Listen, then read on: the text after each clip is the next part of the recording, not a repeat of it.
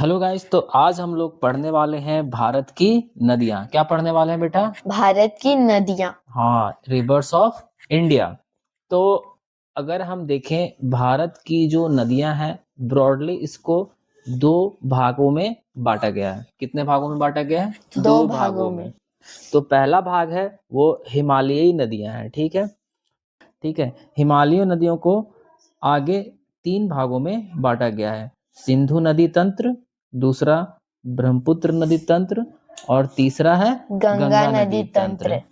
और दूसरी तरफ अगर हम देखें तो ये प्रायद्वीपीय नदियां हैं जो मुख्यतः मध्य भारत और दक्षिण भारत की नदियां हैं। नदियां। सबसे पहले हम लोग पढ़ने वाले हैं सिंधु नदी तंत्र। क्या पढ़ने वाले हैं बेटा? सिंधु सिंधु नदी नदी तंत्र। तंत्र।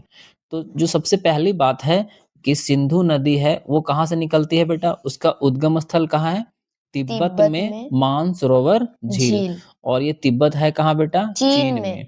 तो ये सवाल आ जाएगा कि सिंधु नदी का उद्गम स्थल कहाँ है, तो क्या बोलोगी? तिब्बत तिब्बत में में मानसरोवर मानसरोवर झील। झील। ठीक है, ये रहा हमारा मानसरोवर झील। झील। दूसरी बात है कि ये किन देशों से होकर बहती है? तो सिंधु नदी तीन देशों से होकर बहती है, चीन, चीन, भारत भारत, और पाकिस्तान। और फिर ये जाके किस महासागर या किस सागर में मिलती है? जितनी भी नदियां हैं कोई ना कोई सागर या महासागर में जाकर मिलती है। मिलती है।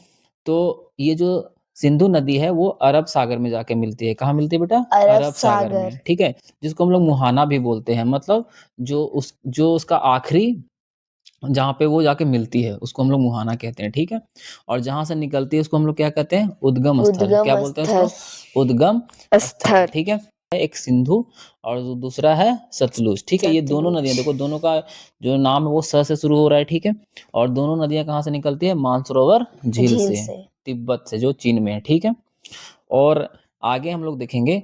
अब देखो, एक सवाल ये पूछा जाता है कि सिंधु नदी के दाएं तट पर, ठीक है, सिंधु नदी के दाएं दाएं तट तट पर पर। भारत का कौन सा शहर बसा हुआ है? तो भारत का लेह शहर बसा हुआ है। कौन सा शहर बसा हुआ है बेटा? लेह। लेह शहर। ठीक है, अब हम लोग बात करेंगे सिंधु नदी तंत्र में जो इसकी सहायक नदियां हैं। कौन सी नदियां? सहायक नदियां। सहायक सहायक नदियां नदियां। कौन सी नदियां होती है? ये छोटी छोटी नदियां होती है जो बड़ी नदियों में जाकर मिलती है। मिलती है। तो इनकी जो सहायक नदियां हैं वो ये झेलम है, चिनाब है, रावी है, व्यास है और सतलुज है। ठीक सतलुज। है, अब इसमें सवाल आता है कि सिंधु नदी की जो सबसे बड़ी सहायक नदी है वो कौन सा है? तो वो है चिनाब। कौन सा बेटा? चिनाब। चिनाब। ठीक है, तो आप यहाँ पे डायग्राम में भी देख सकते हो तुम। ठीक है, यहाँ सारा डायग्राम में दिखाया गया है सिंधु नदी। ठीक है, झेलम, इसकी जो सभी सहायक नदियां हैं, झेलम है, चिनाब है, रावी है, व्यास है और सतलुज है। ठीक है, सतलुज।